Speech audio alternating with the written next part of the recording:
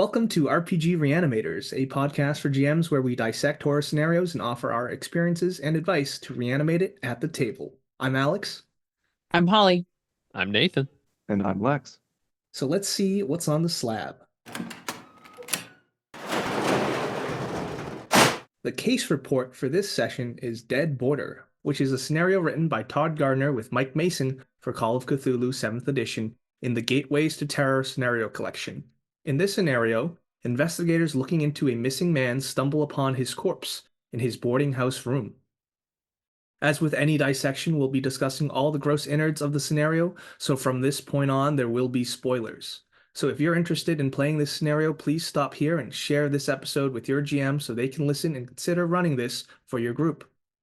There is a free version available on Chaosium's website, but it is not as refined as the one in the Gateways to Terror scenario collection. For the purpose of this episode, we will be focusing mainly on the version of this scenario in Gateways to Terror. We'll include links for where you can get both for yourself in the show notes of this episode. Now, with that out of the way, let's begin our dissection. So, Lex, could you tell me what's actually happening behind the scenes? Sure.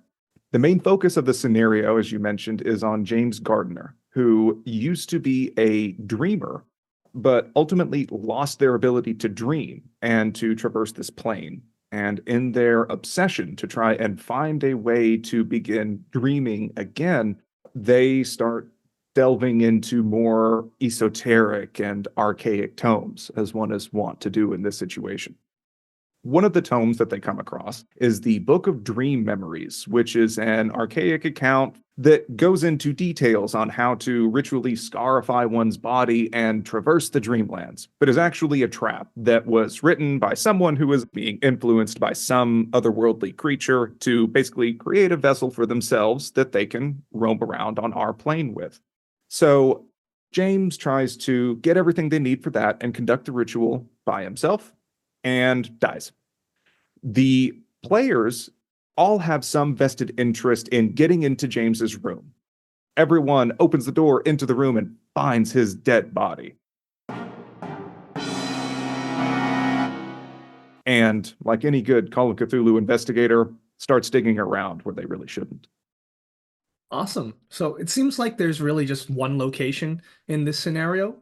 So I'd like to definitely zoom in and focus on these pre-gens, because I have the understanding that there's custom and personalized pre-gens just for this scenario, and they're entwined within the narrative.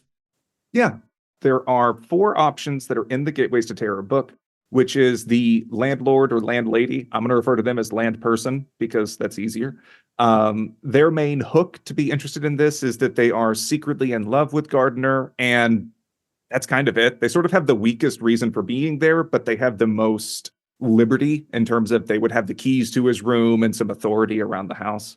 There's the bookstore. Go ahead. I don't want to get too into it, but why can't all of the motivations be that they're secretly in love with James?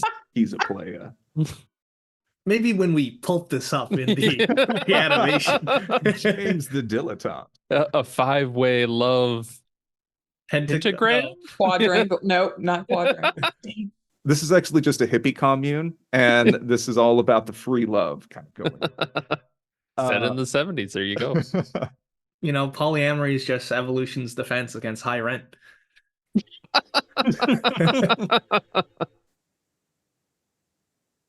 Anyway, in addition to the land person, there is the bookstore owner who's in a really tough financial spot because people don't want to buy old rare books in the middle of the Great Depression. Who could have guessed?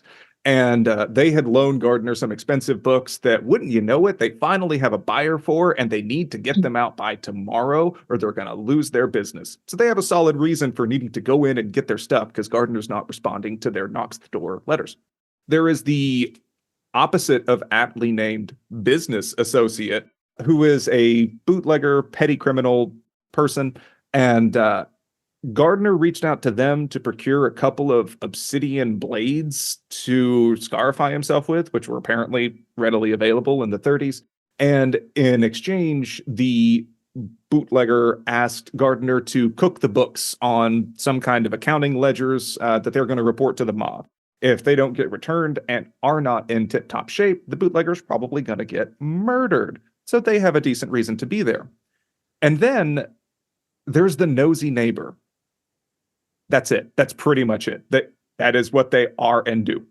Yeah, that's a good enough motivation for a lot of players. I think a lot of people just dig into that. Holly, wasn't that the character you played? I was indeed the nosy neighbor. Alex, were you the bookstore owner? No, I was the mob guy. Ah. I was the business associate.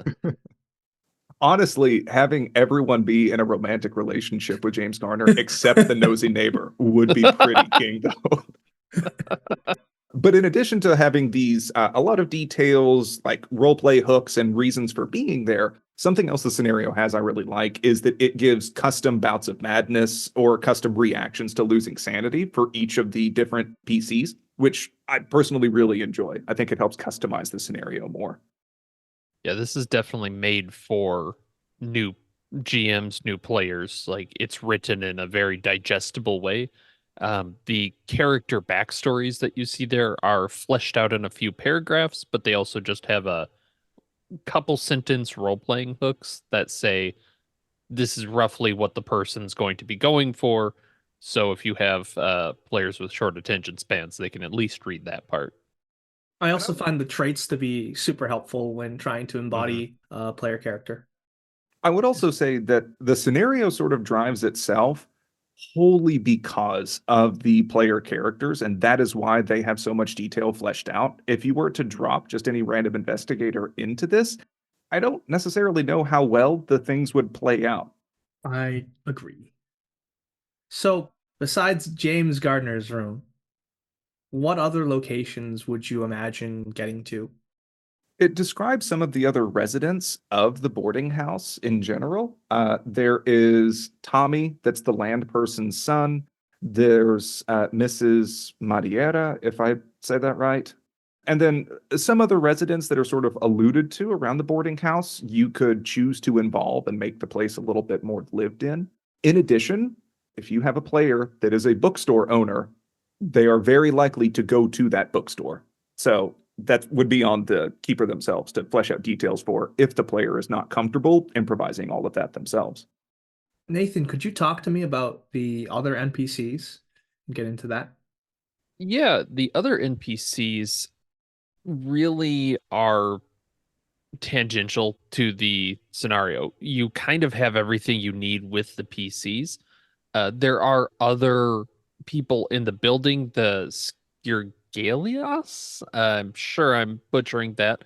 A nice Lithuanian family that don't have character sheets, but could be a source of backup characters should you need it.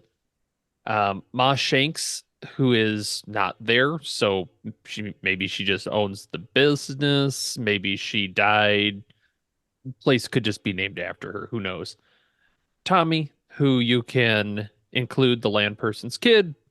He's a little bit of a wild card. You could find if the players aren't engaging enough, maybe Tommy's a nuisance. If they're driving it enough, maybe Tommy just goes, "I'll get the coppers," and runs off. That's fine. And then Mrs. Madiera, who's also there. I feel like Mrs. Marietta had more of a role in the original draft of this, and something about her got left on the cutting room floor because she's given a portrait and some details, but not a lot really in the scenario itself. Yeah, she's kind of just I heard some chanting. Weird stuff, huh? Okay, good luck. Go back to your room.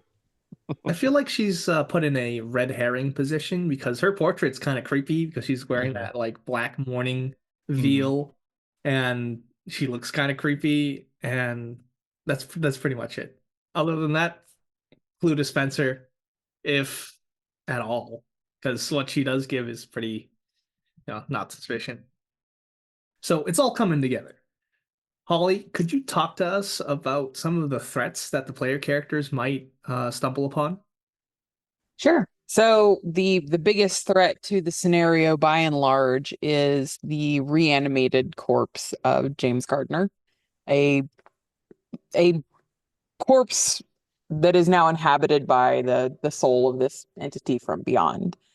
It has a special power, a sort of song that it can sing to daze investigators who fail an opposed POW roll, and then they become distracted and unable to react to this monster whose main goal is to take back that book that we mentioned earlier. So if you have investigators who if all of your investigators fail this roll, you might have the potential for a TPK as the monster gets free reign to attack them as much as it wants until they snap out of it.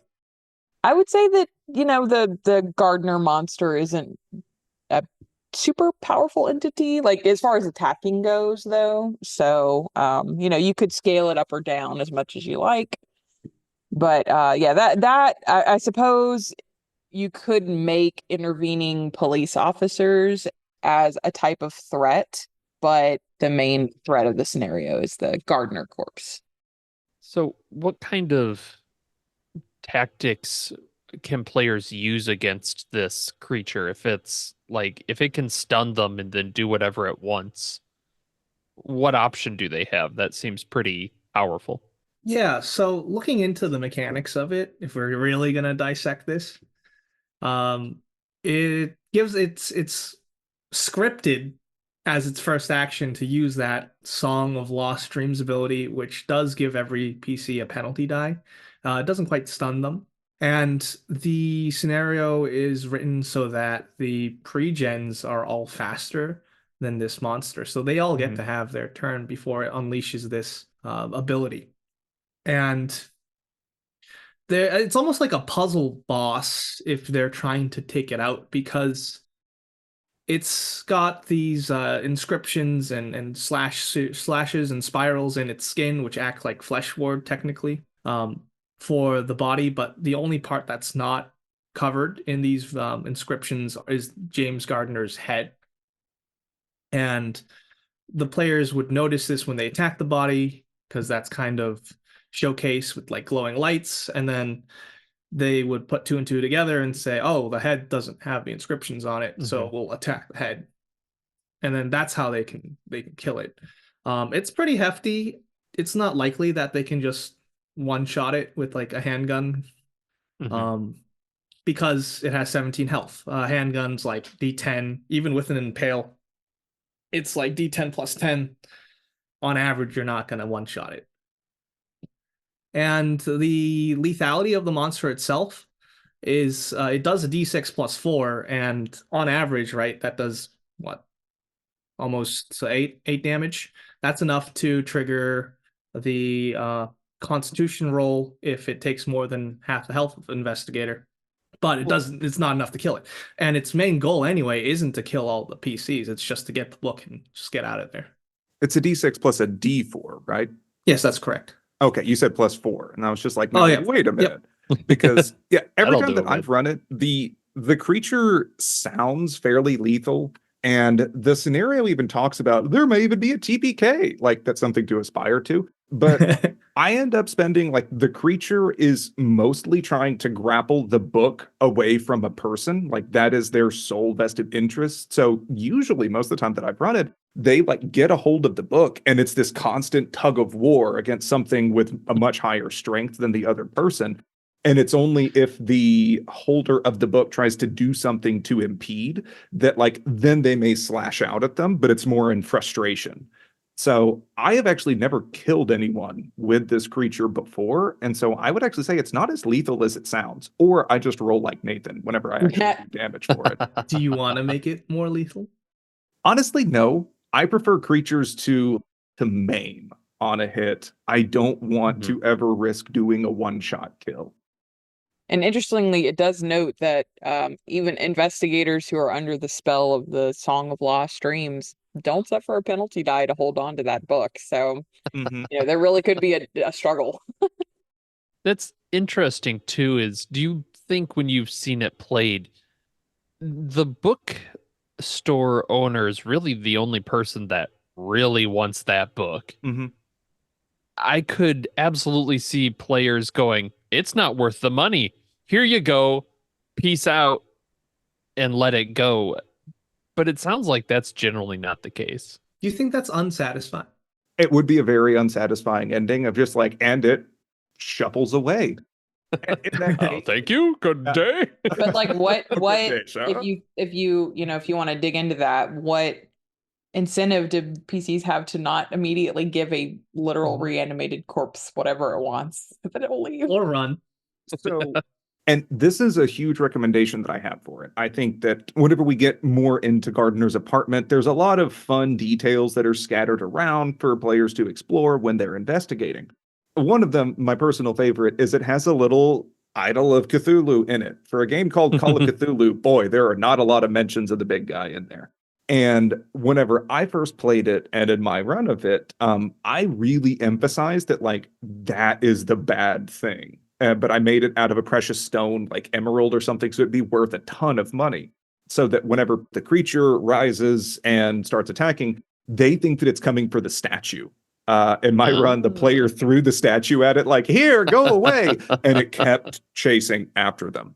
Or I should say it kept lumbering after them. And so using that as a red herring fake out, and it's actually looking for the book, that maybe the players won't suspect that that is the thing that it's after. At least that would be what I would recommend. Very nice. I know we didn't get into it, but the scenario does include a really nice map of James Gardiner's apartment. He named the dead guy after himself. That's why I just say Gardiner. Can't be wrong. So he included a really nice map of Gardiner's apartment and everything's like labeled by numbers and what the PCs can investigate. Super nice. Yeah, I think it's a great tool for this scenario, especially for beginning keepers and completely novice players who may not have as strong of a grasp on theater of the mind and envisioning things a lot. So just being able to slide this bit of artwork over and say, look around, call out, whatever you may be interested in. And then whenever they're there, GMs can keep in mind where the PCs are and call out additional details that they might see. One thing in particular with this map is that it makes a great deal of interest for this ornate bookcase that is in Gardiner's room. And so I believe as written, they need to be investigating the bookcase and calls for an int roll to recognize that the gap between the lower shelf of the bookcase and the tier of it is slightly larger than need be. So maybe there's a hidden shelf in there. Honestly, just give it to them. As soon as they walk near that area, point out that that's a little odd, because there's no point in hiding literally the crucial clue behind something like that. Definitely. Something else that I found to be helpful, the PCs that have an interest in rifling through this dead guy's stuff while his body is still gently decomposing in the room are likely not going to want to leave any traces. They know they're going to have to call the cops to report this, but also they're going to want to get their stuff before police come in and label it as evidence. So because of that, they are likely to want to try and limit any exposure of rifling. But if they open up the cabinets, there's a jar of pennies that crashes down and scatters all over the floor. And if they do other things, then there may be other things toppled over or rifled through. In this case, if they are trying to get into the hidden compartment or the lockbox or something and don't have the requisite tools, then they're probably going to need to try and force it open. If they fail, give it to them, but they splintered that hidden shelf. They bent that box. They did something, like they stepped in the blood as they were trying to move this heavy thing around to make it obvious to any police officer that someone was here and rifling through it. Whenever I've done this in the past, it made the PCs go, shit, we got to make this look like a robbery. So they left the window open and rifled more things around in there.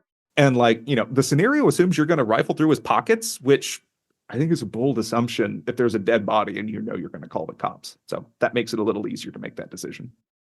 Yeah, so I'd like to add that the scenario is pretty linearly structured, and each spot the investigators investigate, they will uncover more and more of what happened in the past and Gardiner's motivation and maybe an erroneous casting of a ritual, how he died, but doesn't really change anything in the end. The keeper just calls for the monster to rise up, and then there's a conflict.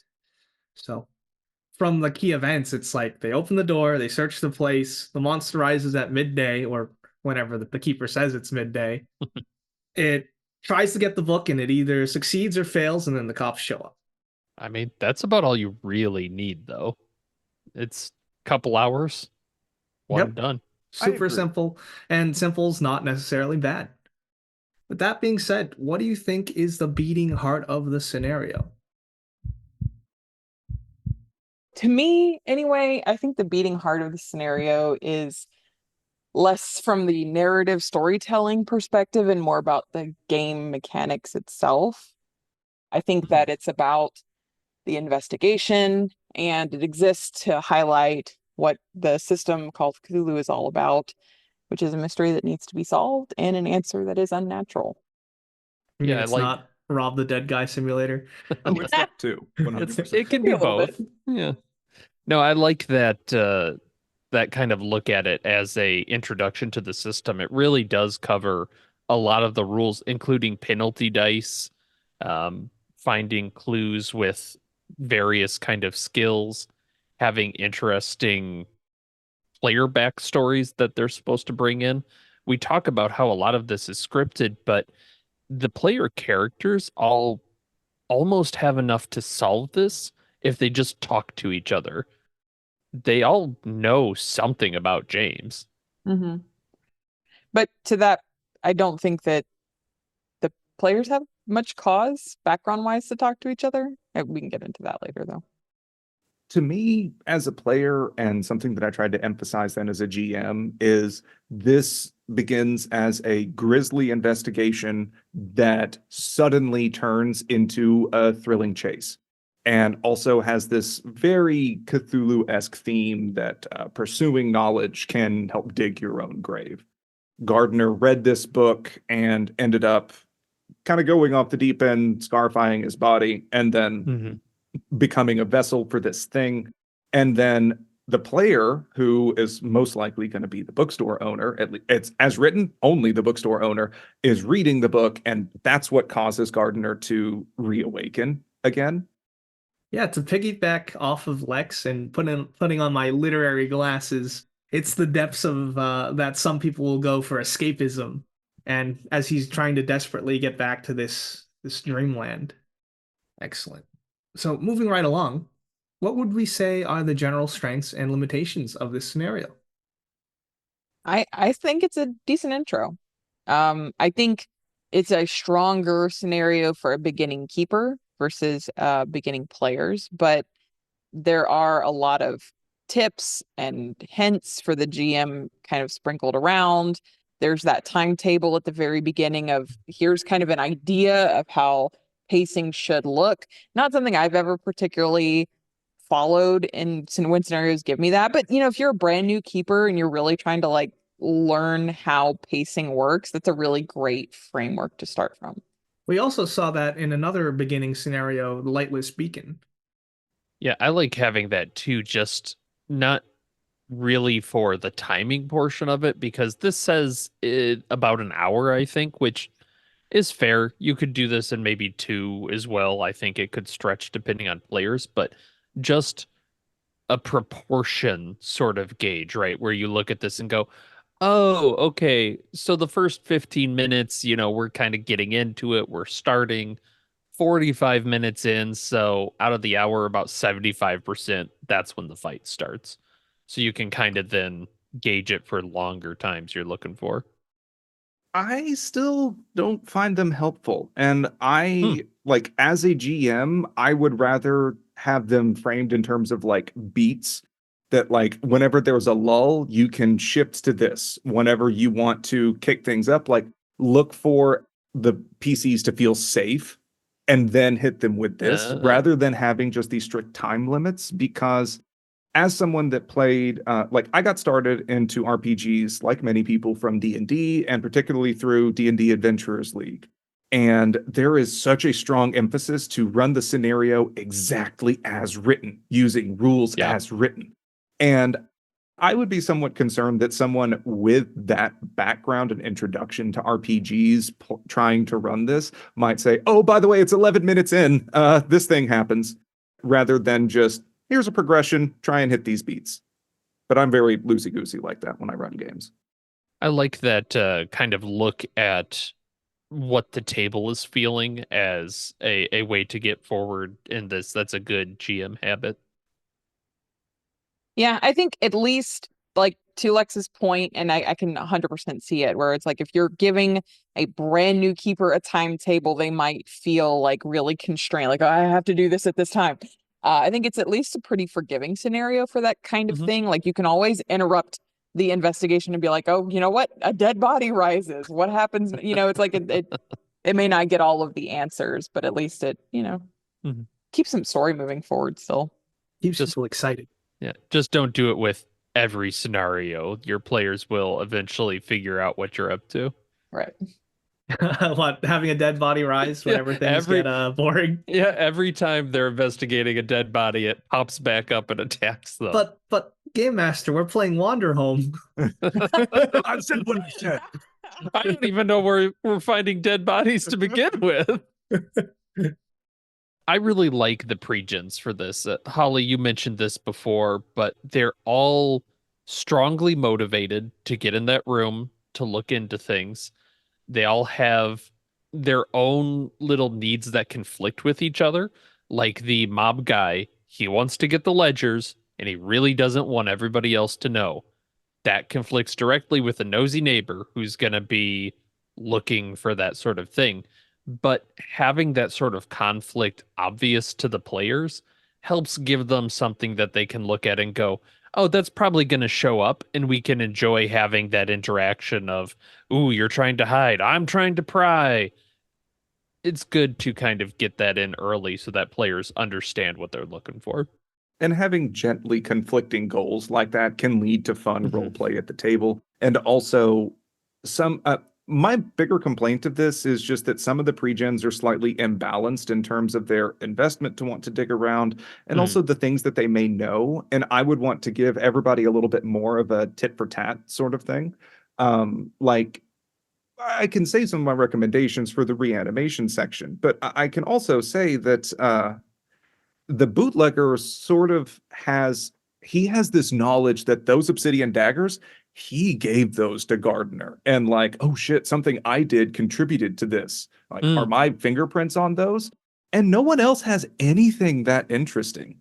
Everyone else is like, I like him, or just, I gotta know. So being able to produce a little bit more investment, or like everyone knows something about Gardiner to form pieces of an incomplete picture, I think could kind of, as Holly said, like if they just talk to each other, then they may figure out a lot more about what may be going on.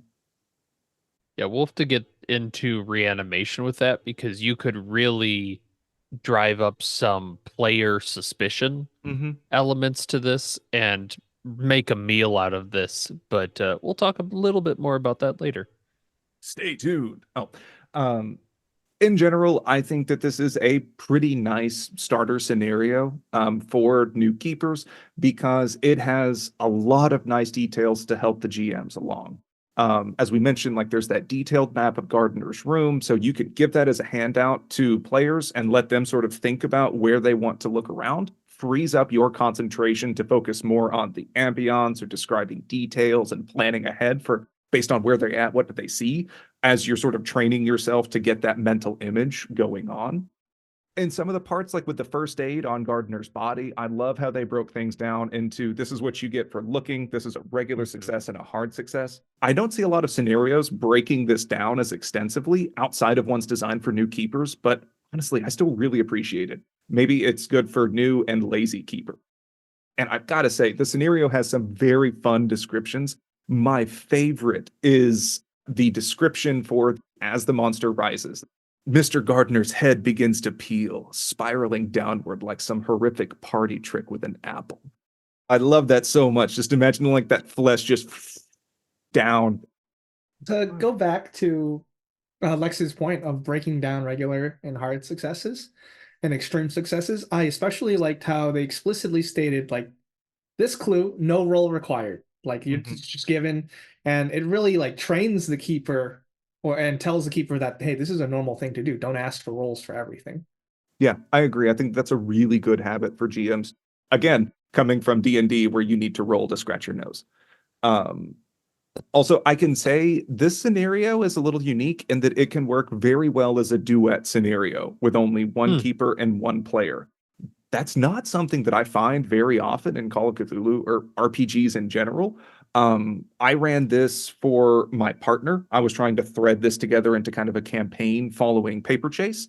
And so I had the chance to make the boarding house residents feel much more alive and interactive whenever they came in to knock on Gardiner's door. They were a bookstore owner, so it was very easy for me to drop them right into that role. There were people who were already crowding around and they wanted to get into his room. And so it helped to make the place feel more alive. And also it helped to give some meat shields between the Gardiner thing and this single player character so that like he can rip and tear through them as they're trying to escape. It helps increase this perceived danger without you worrying about, oh, that's it, story's over, as you accidentally killed the only player character involved. Right. We talked a little bit about the strengths. So how about the limitations now? I think if you're using this as a gateway to tabletop RPGs in general, I think it has the potential to be a very short game, because it kind of relies on role playing to pad a little bit of the runtime. And in my experience, that's what newbies struggle with more than anything else, is this, like, speaking as your character and role playing out scenes. But also, if you have player characters that have conflicting motivations, that can be difficult for people who are new to tabletop RPGs to like lean into this kind of not direct PvP, but like argumentative, and I'm hiding things from you and we're not going to talk about it. Like, maybe in my mind, at least, not necessarily the kind of environment I might want, like just brand new people to jump right into, is like all RPGs are this kind of, hidden agendas and things like that. I think initially on my read through, I had kind of thought, and I think it's because the scenario writes up and says like, ooh, it may end in a TPK, and is kind of like gleeful about it a little bit. My thought was like, man, this game already has a reputation from people in the like larger RPG community as being this high lethality game. So to me, that's not a selling point, because it's like, if you want people to buy into a system and invest into a system, like, you're probably going to die every time you play this, isn't necessarily a super exciting point. But on further reflection of the Gardiner monster, and we had that conversation earlier, I don't necessarily think it's a super high lethal game. But yeah, if I'm reading a write-up of it and something's like, ooh, lots of people might die, I'm like, that's not a selling point for me personally. Can you speak a little more? I'm kind of curious with the conflicting goals. That is tough for new players to do. How do you kind of train new players or get them in the mindset of fighting nice for these kind of games? Oh, that's tricky, and that could be its own podcast episode by itself. I think from a keeper perspective, you almost have to temper the motivations and make it so that it's not so explicitly PvP that nobody would want to share any information with anybody, right? And that's where I'm going to slightly disagree with that as a limitation for this. Is I think that the motivations to be there and to snoop around are already pretty soft. And I think that this would be a really good tool to introduce new players to, that like, these are aspects of this kind of role-playing game that you may not find in other systems or things. So it's something new. It sort of has training wheels because they may be interested and invested, and they can say like, oh, I don't want to tell you about that. And unless you have a player that's like, I attack him, then yeah, I think that you'll be pretty fine with that. I do agree that like tampering things down in terms of like low stakes, conflicting motivations or goals, like that would be more ideal for this until the players really get an idea for how you can constructively handle those things. Yeah, that's a good point. You might have to do a reality check if you have players that are coming from another system and they do go well, I'm going to grab the bookstore owner and hold him out the window until he tells me why he's looking for these books. Where and you are the could other have a books discussion. going? Right. That sounds like a tone discussion of, okay, you're not playing Dungeons and Dragons or a superhero game, right? You are the nosy neighbor. A, you're probably not strong enough to hold somebody out there. And B, you will get sued for this. Like, the police would be on you. So let's talk about tone, and would your character actually do that sort of attack, or would they find a middle ground? And just thinking of this purely in situ within the room, if they're going to try and have a scuffle or a fight, I need to double check the pre-gen sheets, but I don't think any of the pre-gens are like big beefy boys versus not. any, like they're all kind of just average folks. So if they were to start brawling amongst each other, I don't necessarily think that it would be that lethal. Like unless someone wants to pull the knife out of Gardner and then murder hobo on the other ones. I'm pretty sure there's a gun in the room. There is. That's right. I forgot about that. Yeah. But like, if they did try and do that, then I, as a GM, would start narrating that like during the scuffle, their foot slips in blood and it gets the blood onto the thing, or they trip over Gardner's body, or they knock shit over. And like they are drawing more attention to themselves, and this is looking worse and worse. So here's a question, it's not a Lex. great idea. Would you let them fire the gun at another PC?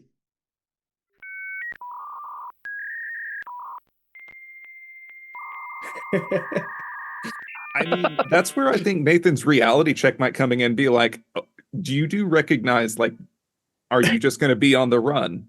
There are other people, Right. like this is a crowded building. And then that's also where if they do decide to do that, That's the key for are you sure? yeah, like exactly. Like if I ever ask you, are you sure? You better know you're inches away from finding out. But I think that that's also where you can have the, what was it? The Lithuanian neighbors, as they mentioned that one of them also has a gun. So they can come out in the room and literally point a pistol at you holding the smoking gun. So like you can bring a hammer down on that player. But like this is sounding like a nightmare. And that would also just be, if that's the case, that body springs up and we are just going to go forward from there. The player that got shot immediately gets a replacement PC. This sounds like a Tarantino film. The body springs up. Guys, calm down, calm down. You guys really need to calm The down. replacement NPC is Tommy, the 11-year-old child.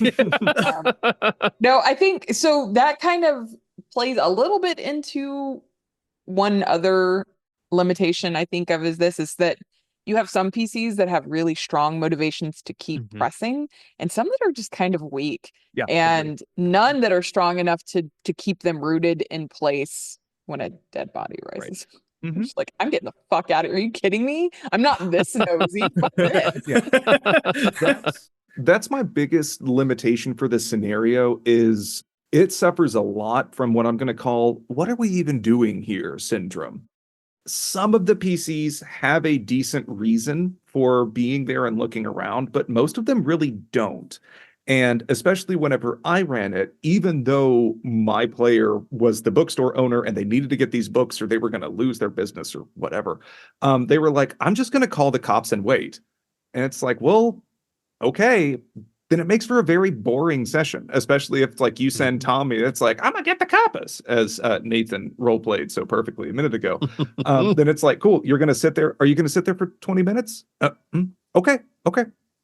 A body rises. And like, there's nothing really there. It absolutely requires players to want to get into stuff. And and that's where you'd have to draw on the part where you're like, okay, mob guy, like, the other guys are saying like, let's wait for the police. And if the police come there, they're gonna find the books. You can't, you cannot wait. You have to keep going. I was actually going to save this note for reanimation, but that's where I wholeheartedly recommend you keep the full group investigating the room, no matter how many players you have. Like if you have 2 players, let them pick whoever, and then you have 2 NPC party members. That way you can always have someone that has a big reason for rooting around inside. And by doing so, you help out in 2 different ways. Is one, if someone's already rooting around at shit in the apartment, that lowers the threshold to, well, I guess while I'm here, I may as well look around. And Two, it gives you a free way to call out additional clues in case those players might have missed something. That's really smart. Kind of on the vein of the player characters, though, I don't. They talk about how this could possibly be a campaign starter. Not at You all. might run after that. I could not envision, at least not easily, a reason for these characters to work together ever again. Well, we bonded through trauma. And yeah, no, completely agree. The scenario is completely dependent on these pre-gens as written for having reasons to go in. The only reason I ran this as part of a mini campaign was because my player made their character a bookstore owner. Outside of that, there's no real way that I can see to thread this along, much less why would you want to? So before we get into reanimating this scenario, we'd like to contextualize our general experience histories with Dead Border. I've only played the scenario and read it, obviously. Thought it was enjoyable enough. I was the nosy neighbor, played with Alex. Didn't feel memorable. Case in point, I remembered absolutely nothing about this scenario, and I played it a year ago. Unlucky. I played it with Holly on Into the Darkness. The video is on the channel, and I've got a war story from that. But other than that, I think the monster got away, and it was pretty so-so. Lukewarm. I've just read it. It's you read this one? I Not like last one, right? skimmed it. Yeah, no, I just read this one and I've watched the video of it, but I agree. It's kind of it's a intro scenario. It's popcorn. It was handled well, but there's only so much you can do to make this memorable. Once again, I'm going to disagree. I have pretty fond memories of this scenario because this is actually the first Call of Cthulhu scenario I ever played. It surprised our expectations for the scenario. We had a really great time. I have a couple of war stories from it. And then I've also run this once, as I mentioned, in a duet version.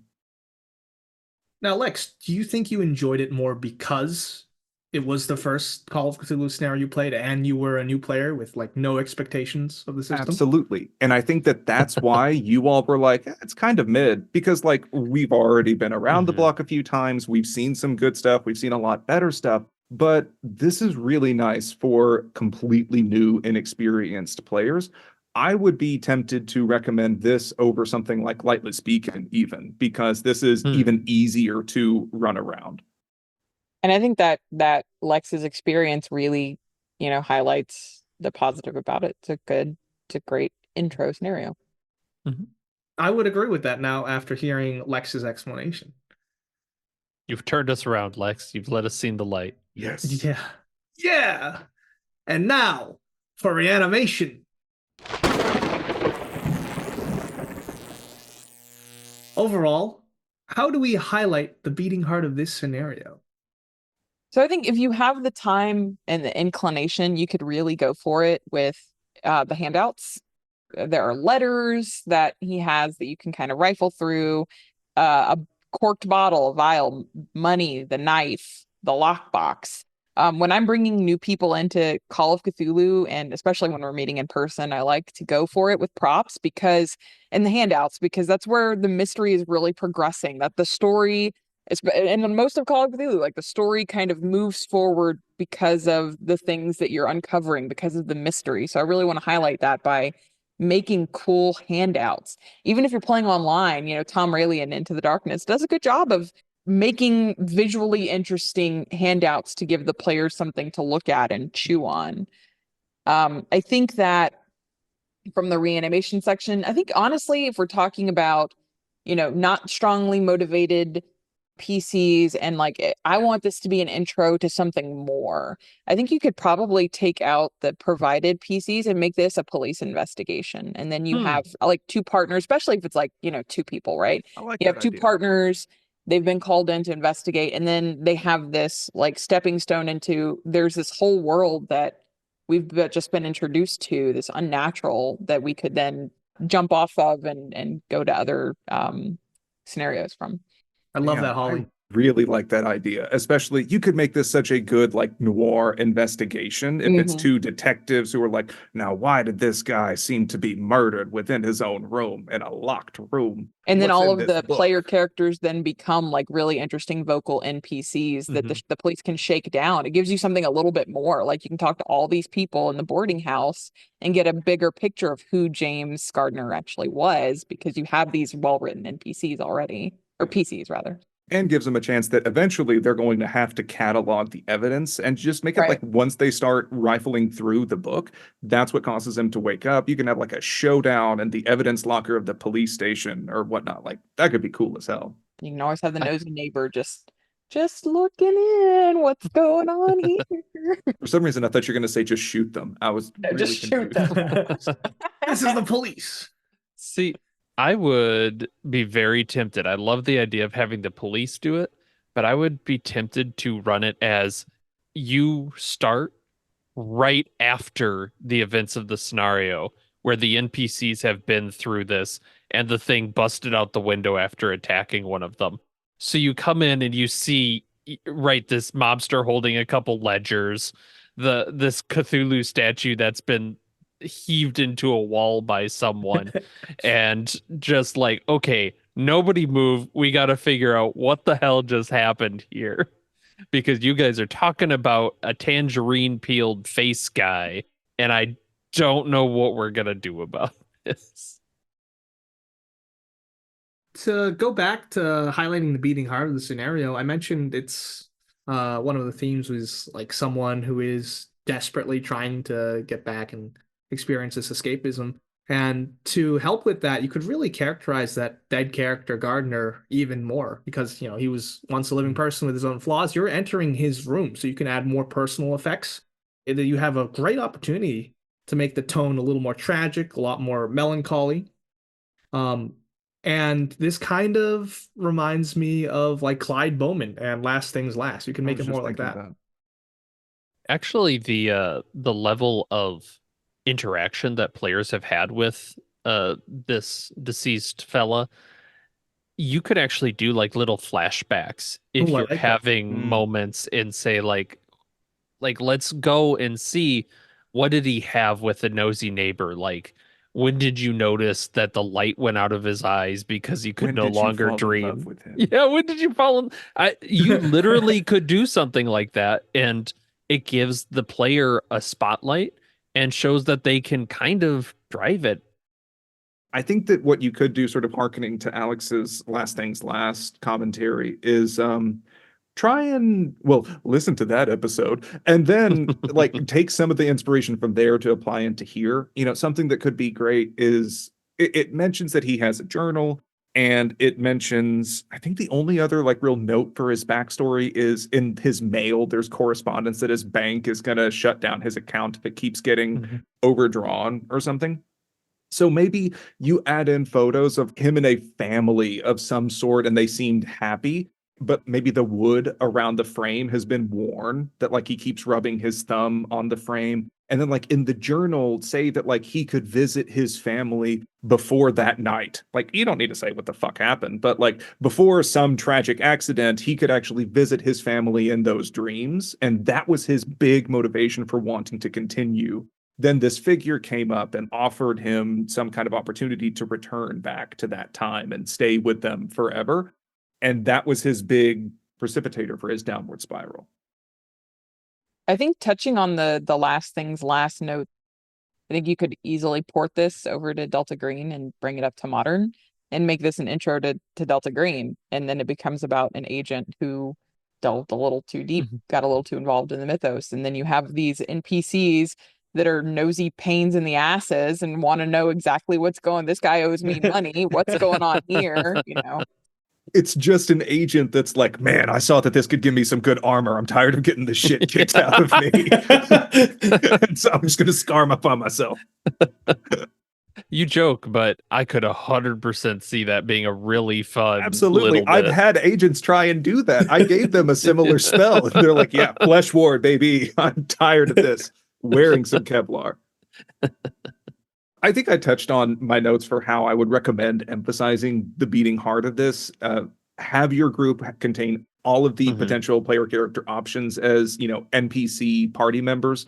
That way, it gives you more tools to have people root around, reduce thresholds for players to investigate, and also they can act as additional fodder for the creature to chew through. So you can make it seem super lethal, but then again, like during play, it actually isn't as lethal as it looks. Additionally, as I mentioned, it's almost inevitable for police to come into the scene at some point or be called for an investigation because there is a dead body. So paint any of the failures that PCs may have in the room as compromising the crime scene more and more and making it seem like there was definitely someone there. And it's really hard to wash blood out of leather shoes. I actually like that a lot, Lex. That's good. Because I think a lot of the times in Call of Cthulhu, when the system treats failure as, well, you didn't succeed at what you were trying to do, and that's Mhm. it. And there's Mhm. never really, and I have been trying to push myself more as a GM of like, I'm not going to ask for roles when I'm not prepared for the consequences of failure. So kind of introducing these like, well, you failed, that doesn't just mean you don't get the thing. It also means there's a consequence. I like that. You get the thing, but you regret getting the thing. That too. Mhm. Yeah. Story of my life. I think this, for me to highlight this, it's about giving the players time to embody their character. And even though it's a small room, they're all going to be rooting around next to each other. Realistically, they're probably going to see pretty much anything anybody does. Take some time to spotlight each different character and say, while these others are having this discussion, what are you doing? Like, what are you thinking? Let the player verbalize a little bit of the thought process behind their character. All right, we're really in the meat and potatoes of this reanimation. So, are there any plot points or elements of this scenario that we're gonna improve or remove? Boy, I sure love the focus on the investigators, but Mrs. Madiera, what can you do with her? Like right now, all she basically has is, yeah, James doesn't talk a lot, and there's chanting at night, which isn't really a helpful clue. Maybe make her a dreamer, especially if you're trying to make this into a longer thing. She could talk a little bit about how she used to, talk with James about dreams, and they, had a kindred soul, but he doesn't do that anymore, cuz that'll help bring the point of why would James do this? Like this is a pretty drastic thing to scar your body and do all this. What made him so desperate? Yeah, and I totally agree with that. I have the suspicion that Miss Madiera is only there if one of the PCs asks, "Oh, I'm going to ask a neighbor," and then the keeper can just bring that up. But if you make Madiera a dreamer, she could probably know Gardner's dream version, Oh, and that'd be pretty cool. But what if she enters the room as well? Like that could be an additional complication. You could always have her be the kind of harbinger type character of oh, like the Something warning, terrible happened. yeah. meeting them at the door and the like strange cryptic warnings.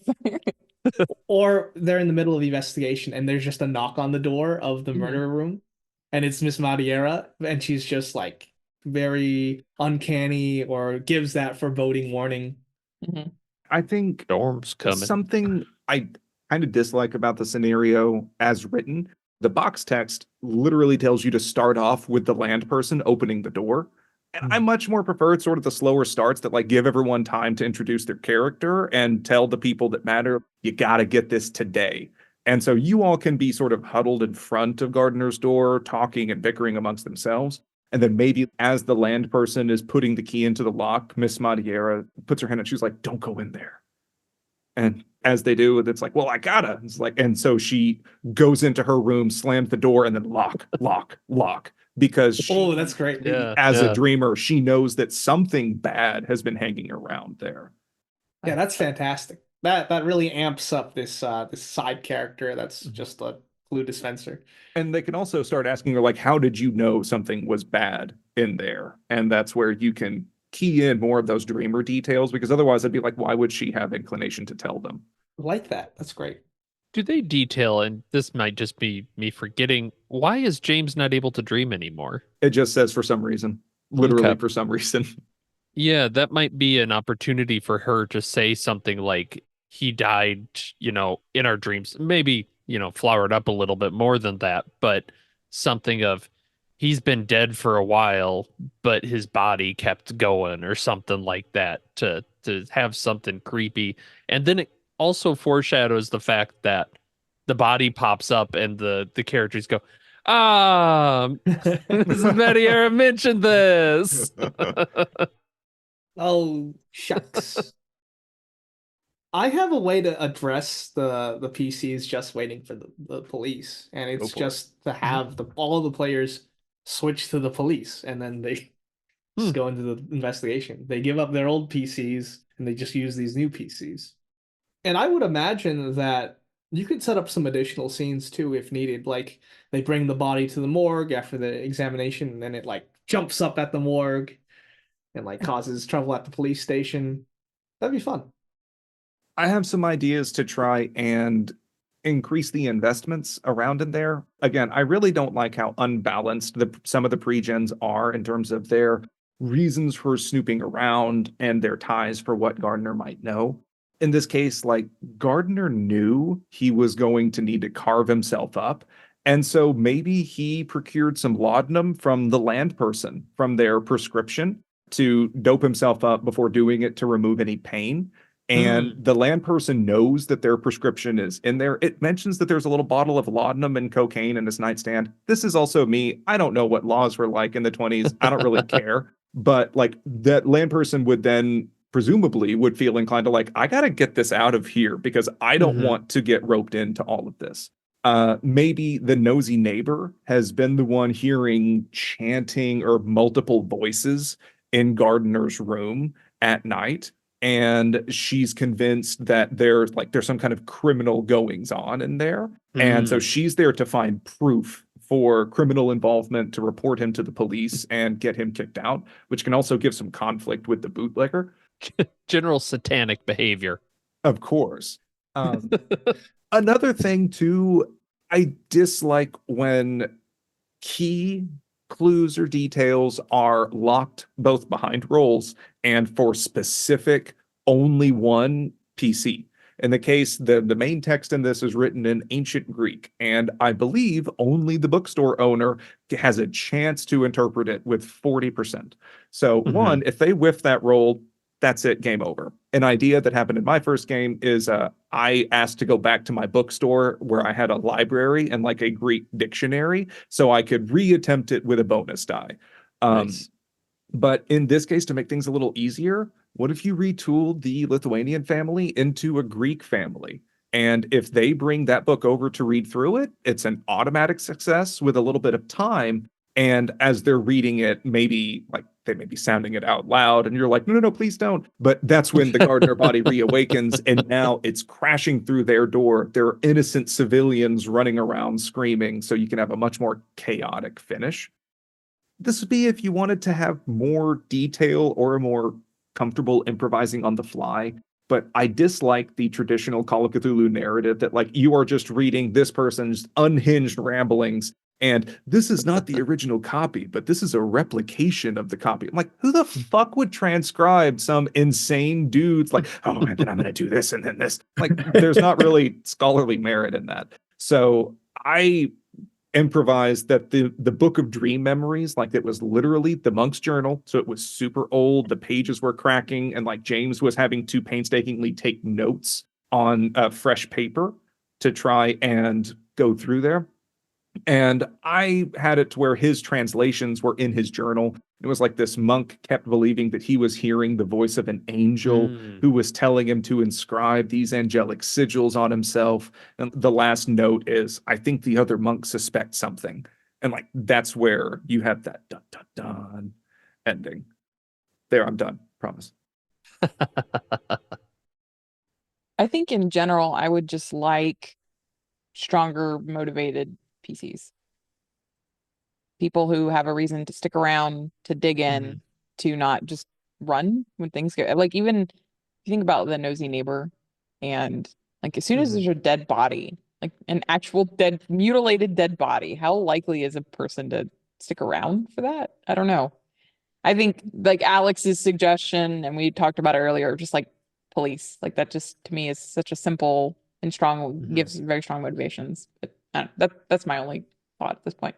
Yeah, it's very Lovecraftian of you get to the end and you go, oh, that's terrible, run away. Yeah. And that's the end of the but yeah, I agree. It's not necessarily the tone that new players want. It can be very unsatisfying to just be, we saw the thing, we decided not for us, good day. Maybe the dream book needs to be a little bit more enticing to keep, right? Is something that they go, oh, I need this, whether that's for monetary gain, whether they understand that there's something in it that's powerful that they could use, some reason to keep the book other than just hand it over. So if the carrot isn't enticing enough, just use a bigger stick. So let's say when this Gardner thing rises up, you can really flourish and make it theatrical, where the shelves and the furniture gets tossed aside, the door slams shut, so they can't run. Or they can go out the window. So it's like you either jump out the window or you fight this thing. So that way you can force them into it. It's pretty heavy-handed, but you could dress it up with makeup. This is just going to be my contrarian episode, I guess. Oh no. Something that the scenario does that I thought worked really well for me as a novice player. As soon as this happened, yeah, we bolted like bats out of hell. But I kept thinking as the bookstore owner that this book had something important. I could only translate a little bit of it at once. And so the GM kept like drip feeding me those things. But as it took a lot of time to go through that. And the Gardner thing, like I really like portraying as this sort of lumbering, it follows figure. It never eats, it never sleeps, it will constantly follow wherever this book is. So we went several places because I kept running from it. I need to try and figure out how to stop this thing. The answer has to be in this book. So if you can kind of tease that as a GM, they're constantly going to be looking at this. The thing is chasing. They need to run again. We took a cab to a whole nother city, and I was still trying to read it at a diner. And ultimately, we just had to have this big showdown in front of multiple witnesses because it was attacking us at a diner after it took like a day to get there. I'm sorry, I'm just imagining this creature shows up and it's like leaning on its knees, winded. What's So the scenario mentions that the book is cursed, and I kind of like the idea of the person holding on to it, like the book is like whispering to them, enticing them, like I can give you whatever it is that PC desires. I can give you money, I can give you power, or like on a failed PAL roll at least, it's like they are lured into this book. Good. If I remember right, I think that's what my GM used whenever I played it, that they were saying that as I was translating it, I really want to keep going. It's almost like I can't stop reading. And it required, I think it was a hard PAL roll for me to voluntarily stop reading it. And so the other player character had to keep shaking me to get me out of it in order to like start reacting whenever the thing was in there. I like that. So, how do we want this to run at the table with all our improvements? I think there's a few ways to approach the investigation itself. A couple months ago, I played Blade Runner for the first time with Into the Darkness, and something I really liked that I'd never seen a system do before was when players are investigating a scene, the GM literally gives them a picture of the scene and then sits back and is like, you're actually visually inspecting this scene. You tell me what it is that you want to dig in on. And especially if you're like a new keeper and you have a little bit of insecurity about, theater of the mind, and I don't want to incorrectly describe things or be confusing.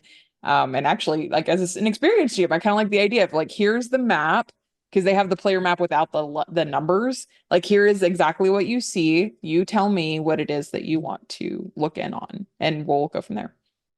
Yeah, completely agree. I think that's a wonderful handout to help visualize. It's one of the difficult things, even the more experienced you are, is a lot of the rooms in Call of Cthulhu, because it's investigative, have a lot of interesting things, and it's very easy for players to kind of get lost in a long description. So pictures help. Now, here's a question for the group. Would you make this a finger pointing scenario where everybody has a reason to want Mr. Gardner dead, and they've all kind of seen each other, like maybe someone saw the the mobster bringing in the knives.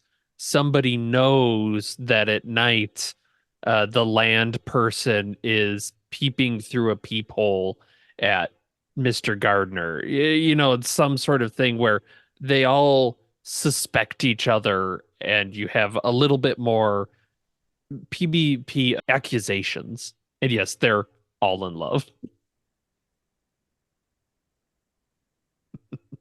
That seems like a lot of work.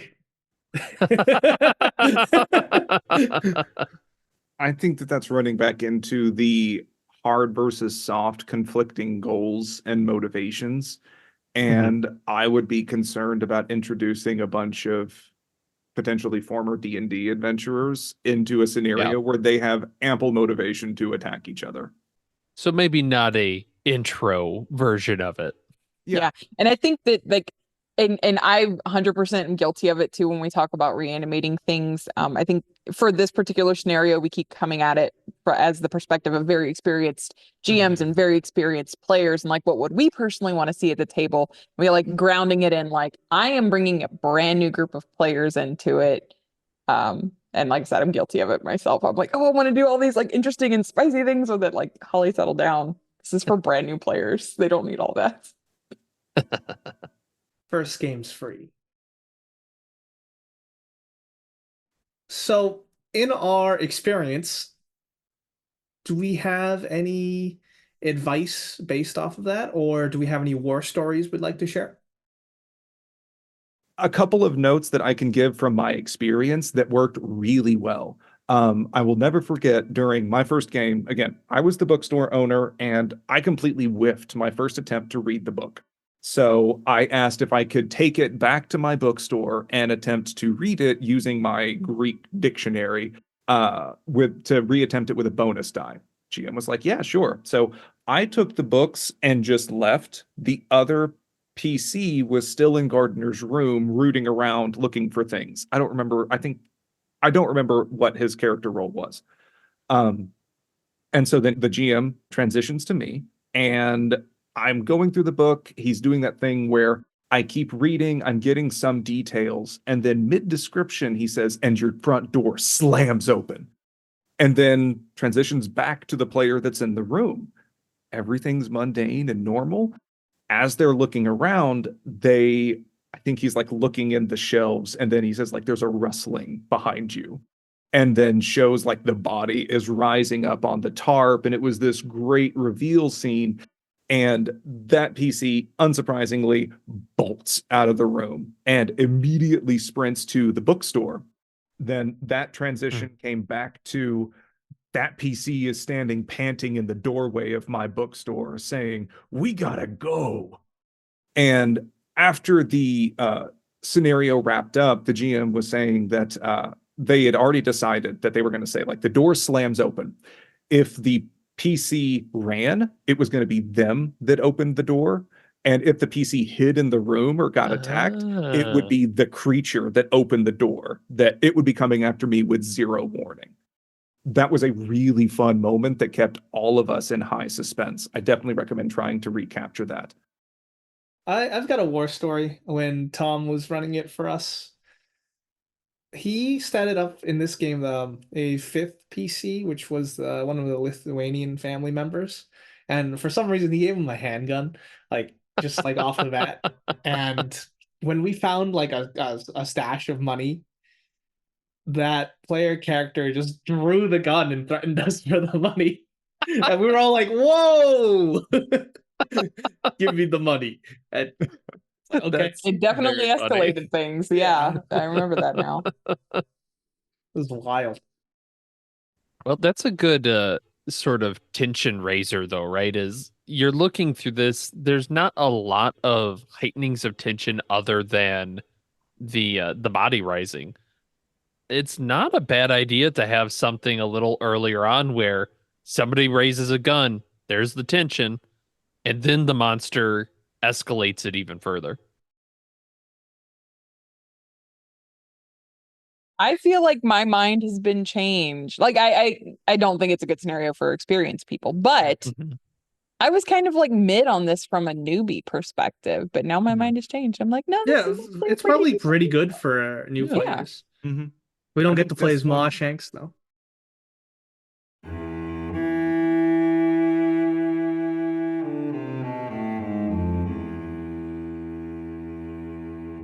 We hope our deranged utterings are helpful in bringing this game to life at your table. You can join the autopsy discussion on Discord and subscribe or follow the podcast to hear more gruesome cases. Be sure to check out the show notes for links on where to find this scenario, where to find us, and other links for things like handouts, actual plays of this scenario that we recommend, and other resources. So until next time, thanks for listening to RPG Reanimators. Where your games can die. Or live. On the table.